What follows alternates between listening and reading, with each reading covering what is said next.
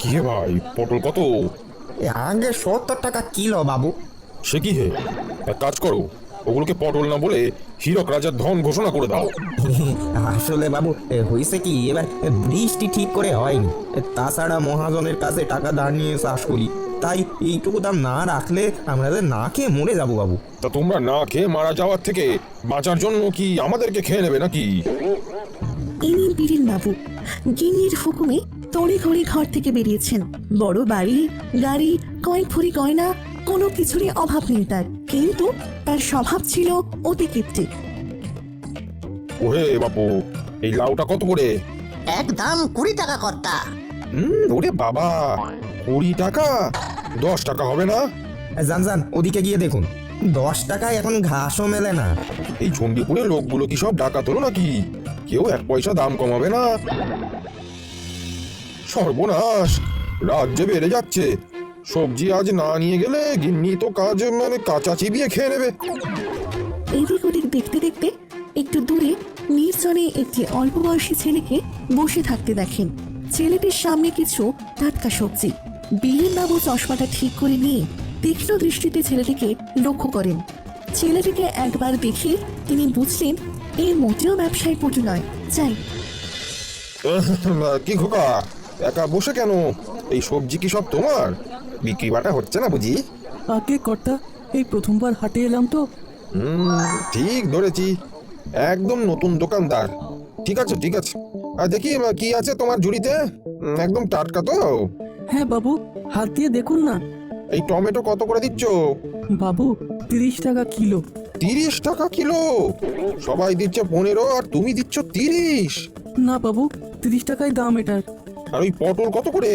বাবু, ওটা 70 টাকা কিলো। হ্যাঁ বলছো কি হে, তুমি তো দেখছি এই বয়স থেকে পাকা চোর। 30 টাকার পটল কিনা 70 টাকা?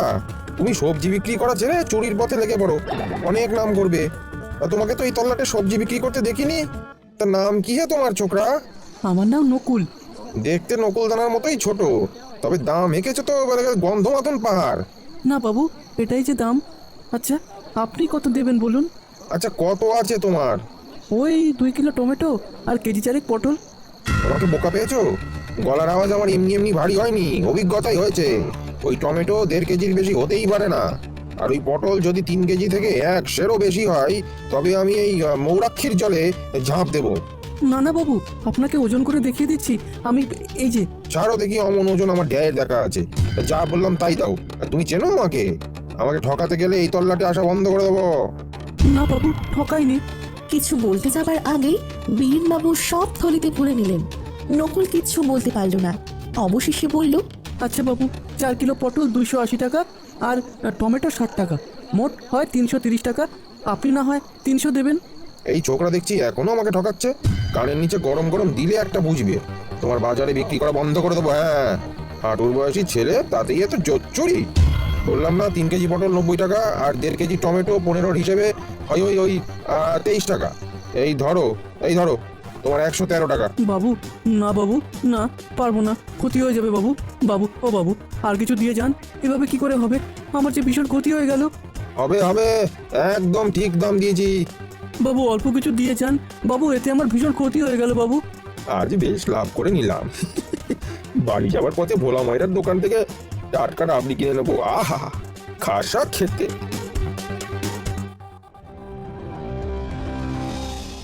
বাজার প্রায় বন্ধ হতে চলেছে। লণ্ঠনের টিমটিমে আলোয় হিসেব দেখছে নকুল।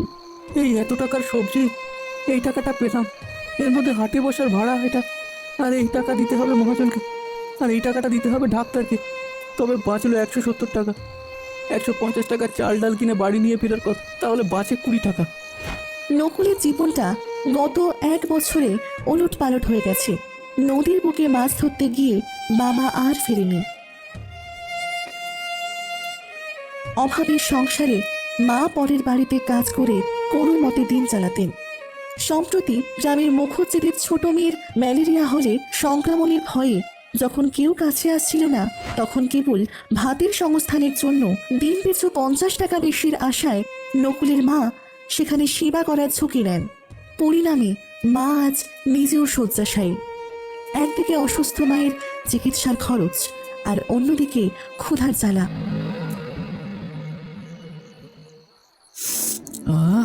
কি সুন্দর খাবারের গন্ধ। আজ সারাদিন খাবার খাওয়া হয়নি, সেই সকালে জলমুড়ি খেয়ে বেরিয়েছি। ওই দোকান থেকে খুব ভালো তরকারি রুটির গন্ধ আসছে। চাই এই 20 টাকায় কিছু খেয়ে নি।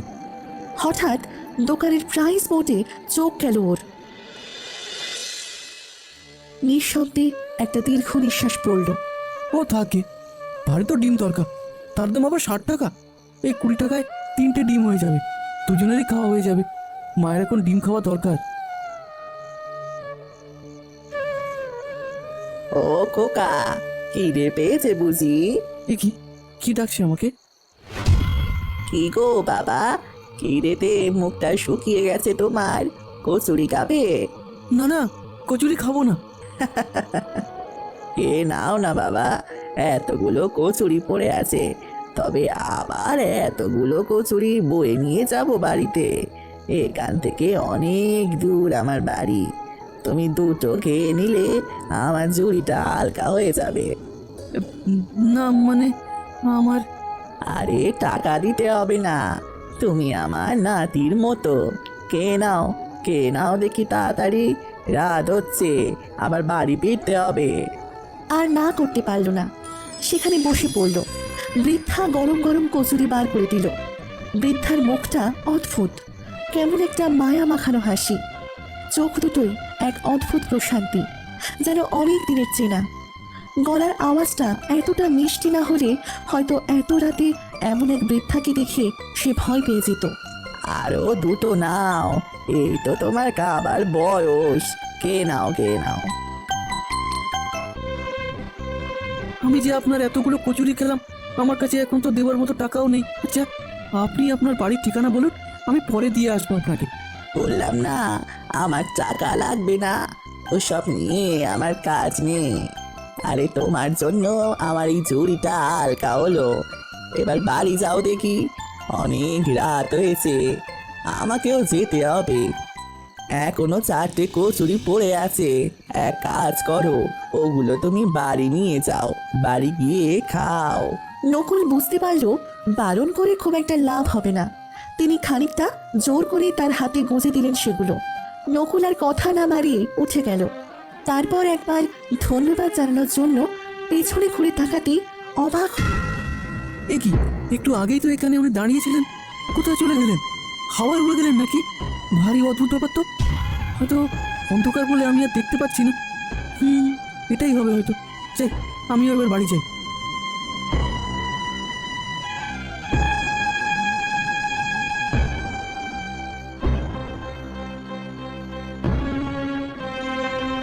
ঘরে ঢুকে দেখলো মা শুয়ে। বাড়ি ফিরলি বাবা? হ্যাঁ মা, এই নাও তোমার ওষুধ। চাল ডালটা রাখলাম। তুমি এখন কেমন আছো? এখন একটু ভালো আছি বাবা, দাঁড়ালে মাথাটা একটু ঘুরছে। তুই কি খাবি বাবা? আমি তো এখন খাবার বানাতে পারবো না। ও আমি পেট ভরে খেয়ে এসেছি, আমার কথা চিন্তা করো না তো। এই যে দেখো, তোমার জন্য কচুরি এনেছি, তুমিও খেয়ে নাও। তুই খেয়েছিস তো বাবা? হ্যাঁ গো মা, আমি খেয়েছি।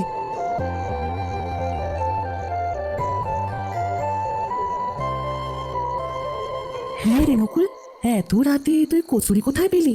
হাট থেকে আসার সময় একটা ঠাম্মা এলেন, আমার ডেকে কচুরি দিলেন, কোনো টাকাও নিলেন না। চণ্ডীপুর হাটের বুড়ি? কোন বুড়ির কথা বলছিস তুই? মাথায় ঝুড়ি নিয়ে কচুরি বিক্রি করে এরকম কেউ? হ্যাঁ মা, তুমি কি করে জানলে? সে কি বাবা, তুই ঠিক আছিস তো? তুই নিজে চোখে দেখেছিস বাবা? ও নিজে কোনো সাধারণ মানুষ নয় বাবা। আমাকে বাচ্চা দেখে একদিকে এক ধনী ভদ্রলোক প্রায় জোর করে আমাকে টকিয়ে টমেটো পটল নিয়ে চলে গেল, আর উনি আমার চোখ মুখ দেখে খিদে পেয়েছে বুঝে কচুরি খাইয়ে দিলেন। আচ্ছা মা, এমনও মানুষ হয় এতটা নিঃস্বার্থ? উনি যে মানুষ নন বাবা, তাই হয়তো এতটা নিঃস্বার্থ। উনি কে মা, বলো না মা, আমার খুব জানতে ইচ্ছে করছে। বাবা, আমার শোনা কথা, আমার সেই সৌভাগ্য হয়নি এখনো। বহু বছর আগে এক যুবক চণ্ডীপুরের হাটে সবজি বিক্রি করতে লস খেয়ে ময়ূরাক্ষী নদীতে ঝাঁপ দিতে যায়। তখন এক বৃদ্ধা এসে নাকি তাকে বাঁচায়।